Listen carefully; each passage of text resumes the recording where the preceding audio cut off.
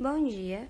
Nosso grupo é composto pela Beatriz Marangon, Beatriz Silva, Caroline Cardoso, Isabela Maria, Giovana Vitor, Lilian Rocha, Maria Eduarda e Rebeca Maia, e nós iremos apresentar sobre o tecido muscular.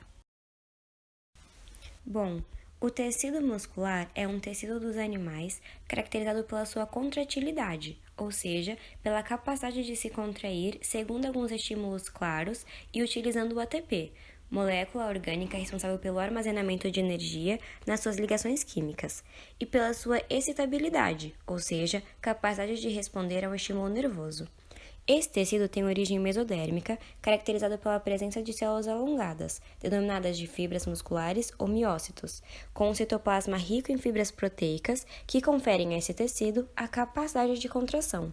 Em virtude dessa capacidade de contração, o tecido muscular é responsável por diversos movimentos que ocorrem no organismo, como a contração de órgãos. Além disso, esse tecido pode ser classificado em 3 tipos: muscular estriado esquelético, muscular liso e muscular estriado cardíaco. Bom, algumas características do tecido muscular são excitabilidade, contratilidade, extensibilidade, elasticidade. E também as células dos tecidos musculares são alongadas e recebem o nome de fibras musculares ou miócitos. Elas são ricas em 2 proteínas, que é a actina e a miocina. Bom, o nosso corpo é uma máquina complexa que apresenta diversos sistemas integrados que se ajudam entre si. Dentre esses sistemas está o sistema muscular, que entre suas funções está: eles garantem a movimentação do corpo, promovem a estabilização das posições corporais, são responsáveis pela movimentação do sangue pelo organismo, dos alimentos pelo sistema digestório e da urina pelo sistema urinário, e também garantem a realização de movimentos respiratórios. A importância do tecido muscular. Devido à sua capacidade de contração, extensibilidade, elasticidade e excitabilidade, o tecido muscular desempenha um papel importante no nosso corpo. É devido à presença dele que conseguimos movimentar nosso corpo, garantir o batimento cardíaco, permitir a movimentação de várias substâncias como o sangue e o alimento, garantir a estabilização do corpo e a manutenção da postura, permitir que alguns órgãos aumentem seu tamanho e retornem ao tamanho original e produzir calor pela sua contração. A contração muscular refere-se ao deslizamento da actina sobre a miocina nas células musculares, dessa forma permitindo os movimentos do corpo. Então, vou explicar como funciona. Além da actina e da miocina, também é necessário estímulo do sistema nervoso e a energia para a contração fornecida pelo ATP. O cérebro envia sinais através do sistema nervoso para o neurônio motor que está em contato com as fibras musculares. Aí, quando próximo da superfície da fibra muscular, o axônio perde bainha de mielina e dilata-se, formando uma placa motora. Os nervos motores se conectam aos músculos através das placas motoras.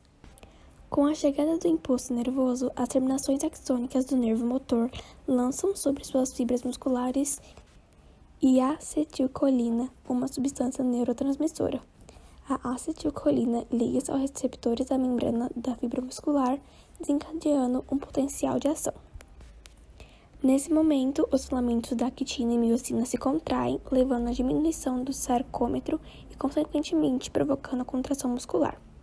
Existem 2 tipos de contração muscular. A contração isométrica é quando o músculo se contrai sem encurtar o seu tamanho, que é o que acontece com a sua postura, com a sua coluna. E a contração isotônica, que é quando a contração promove o encurtamento do músculo, que é um exemplo dos movimentos dos membros inferiores. O tecido muscular estriado esquelético constitui a maior parte da musculatura do corpo dos vertebrados. Essa musculatura recobre totalmente o esqueleto e está presa aos ossos, daí ser chamada de esquelética. Esse tipo de tecido apresenta contração voluntária, dependendo da vontade do indivíduo. As células do músculo estriado esquelético apresentam estriações transversais, por isso a denominação de músculo estriado. Essa estriação é formada pela alternância entre uma faixa clara e uma faixa escura.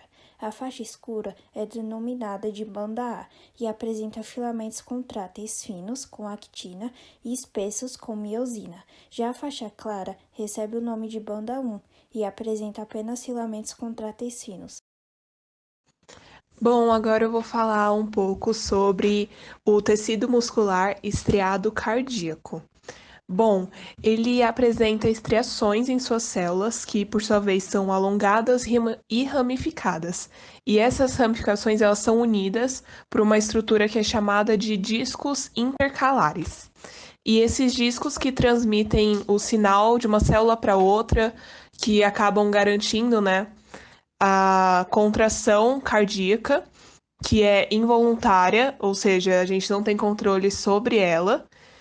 E, enfim, acontece independentemente do nosso controle. Enfim, e diferente do tecido muscular esquelético, as fibras do músculo cardíaco apresentam um ou dois núcleos, que eles estão na posição mais central ou próxima a essa região. Bom, nesse tipo de músculo, as células apresentam uma série de mitocôndrias, e é isso. Bom, eu vou falar um pouco do tecido muscular liso. Ele é constituído por células mononucleadas e alongadas e pode ser encontrado nas paredes dos órgãos ocos, como estômago, útero, bexiga, entre outros. As células do músculo liso não apresentam estrias transversais. Essa ausência ocorre porque os filamentos de actina e miosina não se organizam seguindo o mesmo padrão apresentado pelas outras células musculares. O músculo liso apresenta movimentos involuntários e age no organismo de diversas formas.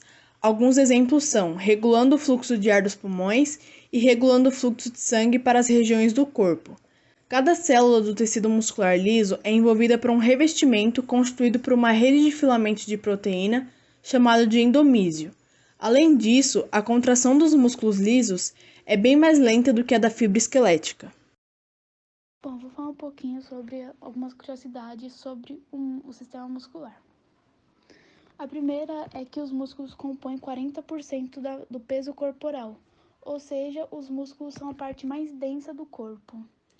A segunda é que para dar um passo são utilizados 200 músculos, ou seja, já que nós em média damos uns 10 mil passos por dia, esses 200 músculos precisam trabalhar muito.